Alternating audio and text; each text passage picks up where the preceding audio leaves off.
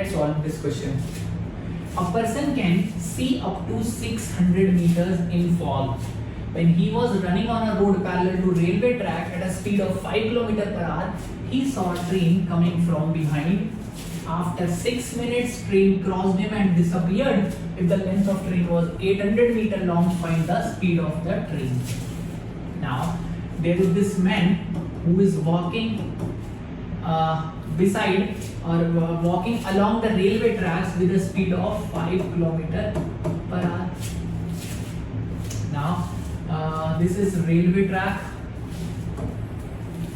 So this man is here, and he due to fog he can see up to 600 meters. So he spotted a train behind him.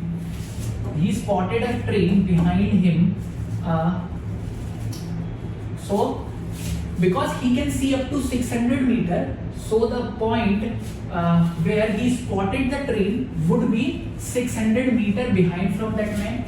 So he spotted this train here. So the distance between this train or the foremost point of train and this man would be 600 meters, because he can see up to 600 meters due to fog. Now, in 6 minutes, this train is running in this direction. So, in 6 minutes, within 6 minutes, this train crossed this man and again disappeared. So, this train will be disappeared when the man is able to see its last point, and the distance between these two, the man and the last point of train, would be 600 meters, because he only can see up to 600 meters. So the after 6 minutes the scenario would be, this would be the last part of train or the last point of train, and the engine of train would be this. So the man can see up to 600 meters. So train will just disappear after this point, and this point would be 600 meters from this man. So within this 6 minutes, this train has covered a total distance of 600 plus 600, and the length of this train is 800 meters. So within this 6 minutes, time passed is, or the time for crossing, time passed in crossing. So time passed in crossing is 6 minutes. I am converting this time into seconds. So this is 360 seconds. In these 360 seconds, because it's a concept of relative motion, because man is running in this direction and train is also coming in this direction, the distance between them, or the relative distance, is covered in this time, and the relative distance between them is covered is first this 600 meters, then this 600 meters and 800 meters. So the total relative distance covered between them is 1200 plus 800, which is length of train, and it is equal to 2000 meters.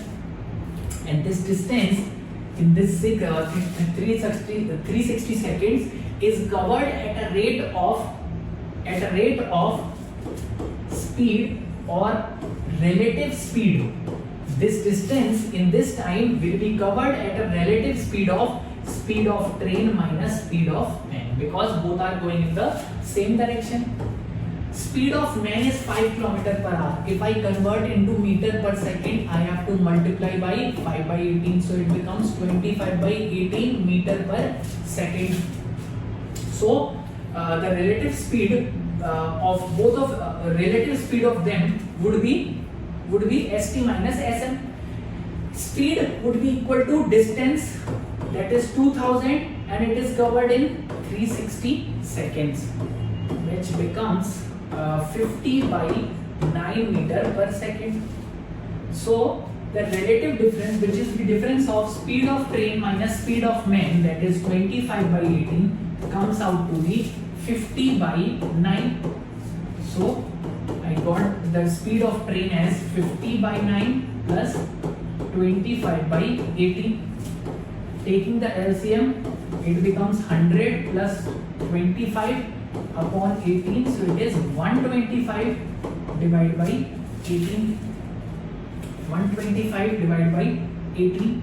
So the distance, the speed of train, options are given in this format, or the units are kilometer per hour. So I have to convert it in kilometer per hour because it is in meter per second. So speed of train comes out to be 125 by 18. 125 by 18. So if I convert it into kilometer per hour, I have to multiply it with 18 by 5. So it becomes 25 kilometer per hour. So the correct answer to this question would be option B, that is 25 kilometer per hour.